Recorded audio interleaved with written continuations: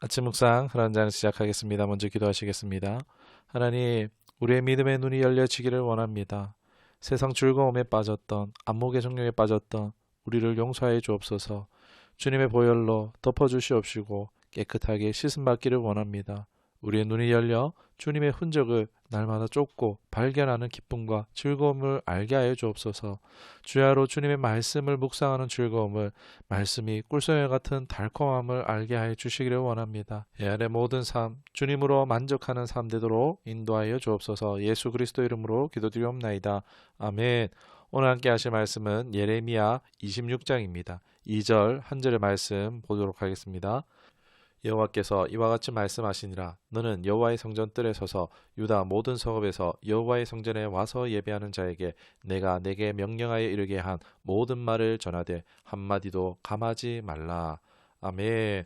오늘 말씀의 제목은 죽음도 두려워하지 않는 용기 있는 믿음이라는 제목으로 말씀 나누도록 하겠습니다. 하나님은 사랑과 또 공의의 하나님이십니다. 그래서 하나님의 말씀은 우리에게 미래와 소망, 평안을 주시는 말씀뿐만이 아니라 때로는 우리의 잘못과 죄에 대해서 엄히 말씀하시기도 합니다. 그런 점에서 예레미야 선지자는 불편한 진실을 전해야 하는 사명을 맡았다고 할 수 있겠습니다. 본장에서 하나님은 예레미야에게 한마디도 가감없이 하나님의 말씀을 전할 것을 명하십니다. 혹시나 악한 길에서 돌이키면 이 심판을 돌이키자 함으로써 가감하지 말라고 하십니다. 그러나 이를 전하는 예레미야 당사자에게 이는 참으로 두려운 일이라 할 수 있습니다. 자신이 전하는 말로 인해서 사람들이 자극이 되어 자신의 신변과 목숨이 위험해질 수 있기 때문입니다. 예레미야가 말씀을 전해야 되는 대상은 유다 백성입니다.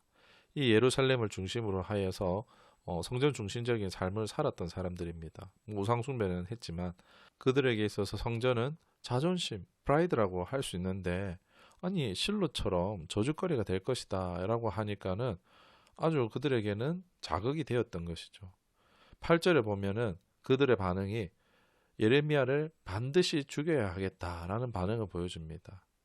예레미야가 성전과 성에 대해서 이러한 예언을 한 것이 자신들이 생각할 때는 하나님에 반하는 것이다 라고 생각했기 때문입니다. 예레미야는 그저 하나님의 말씀을 전했지만 죽을 위협을 직면하게 된 것입니다. 이때 몇몇 사람들이 예레미야를 변호하여 줍니다.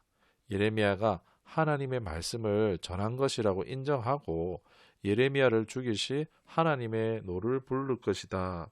이전 히스기야 왕 때 미가 선지자가 비슷한 예언을 하고 왕이 회개하여 재앙이 내리지 않았던 예를 들기도 하고, 또 다른 예로는 예레미야의 선배 선지자인 우리야를 들었는데 예레미야와 같은 말씀을 전했지만 여호와김이 죽이려 하여 애굽으로 도망갔지만 사람을 보내 잡혀 죽었고 하나님의 선지자를 죽인 것으로 유다의 큰 죄가 되었다라고 예를 들고 있는 것입니다. 이렇게 예레미야를 변호한 장로들과 백성들의 말로 예레미야를 죽이지 않기로 되어집니다. 그러나 여호와김 왕의 적대적인 태도로 위험한 것은 여전했습니다. 이에 아히감이라는 사람이 또 예레미야를 보호함으로 예레미야는 살아남을 수 있었습니다. 본장에서 묵상하게 되는 주제는 사람을 두려워하지 않는 용기와 또 하나님께서 지켜주실 것이라는 또 믿음입니다. 우리는 눈에 보이지 않는 하나님보다 눈에 보이는 사람을 두려워할 때가 있습니다. 여러 가지 이유가 있을 수 있겠죠. 사람의 반응, 비판, 거절 등을 두려워하죠. 관계의 겁으로 소외당하는 것을 두려워하기도 합니다. 그러다 보니 상대의 눈치를 보며 상대의 의견과 판단에 자신의 가치를 두고 행동하기도 합니다.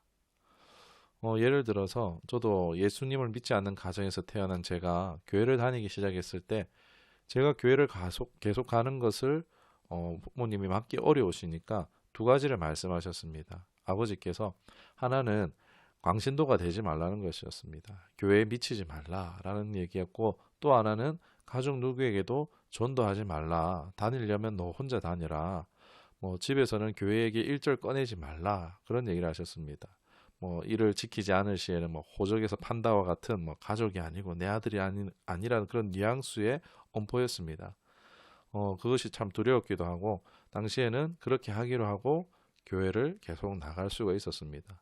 그러다 어느 날 예배 드리는데 계속해서 마음에 반복해서 어머니를 전도해야겠다는 생각이 들었습니다. 이 생각은 쉬지 않고 계속되었습니다. 너무나 부담스러웠습니다. 아버지의 엄포도 생각나고 어머니가 저에게 화를 내거나 거절하실 것 같아서 두려웠습니다.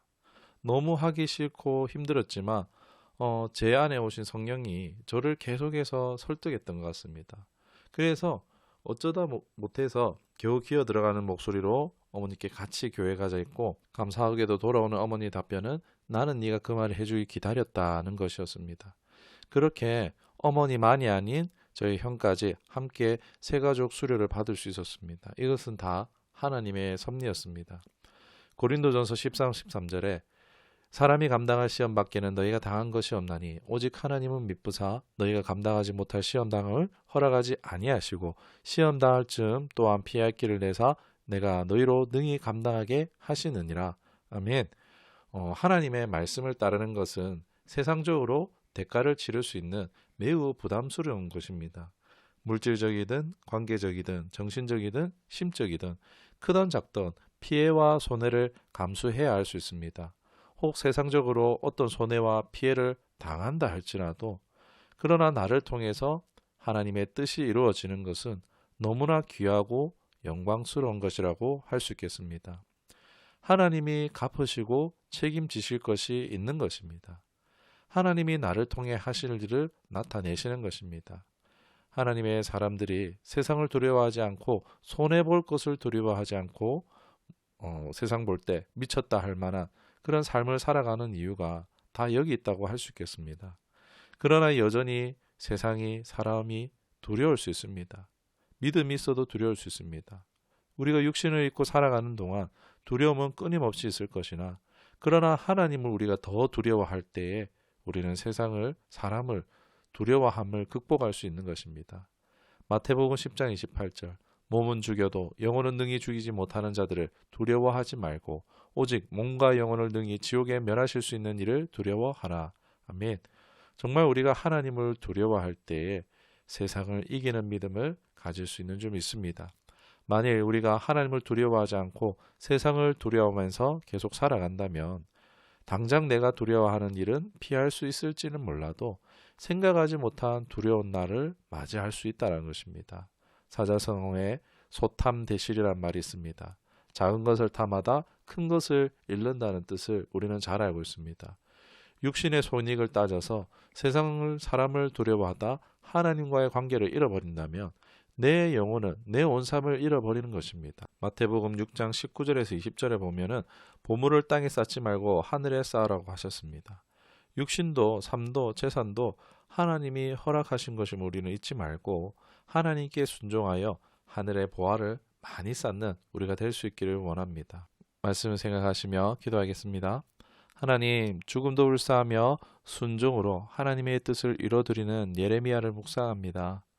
때론 하나님의 말씀에 순종하는 것이 이처럼 어려운 순간을 만날 수도 있습니다. 두려움이 찾아오는 순간들이 있습니다. 하나님, 우리에게 사람을 세상을 두려워하지 않는 용기와 믿음이 있기를 간절히 소망합니다. 우리의 마음이 땅에 있지 않게 하시고 하늘을 향하여 있게 하여 주옵소서. 하나님만을 사랑하고 두려워하는 경외하는 자들로 다 서게 하여 주옵소서. 감사드리옵고 우리 구주 예수 그리스도 이름으로 기도드립나이다. 아멘.